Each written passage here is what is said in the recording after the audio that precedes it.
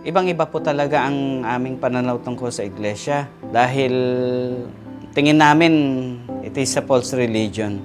Sa Pentecostal po, marami po ako napunak po kasing hindi magaganda. Lalong-lalo na po sa kaayusan. And then, ang mga membro, pabago-bago. Minsan marami, minsan konti.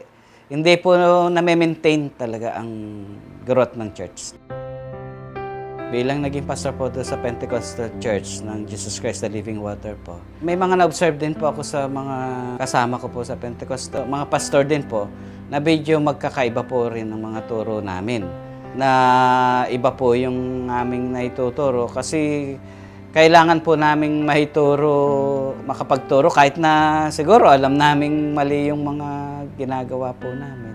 Ang unang nag-invite po sa akin sa iglesia si Ka Gloria Thompson, na dati ko rin po kasamahan sa El Shaddai noon.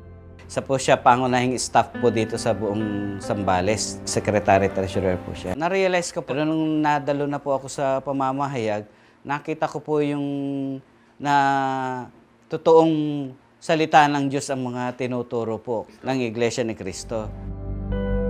Pagkatapos ko po dumalo sa mga pamamahayag, nakita ko naman po na mula naman po sa Biblia yung mga itinuturo. So bakit po ako tututol pa?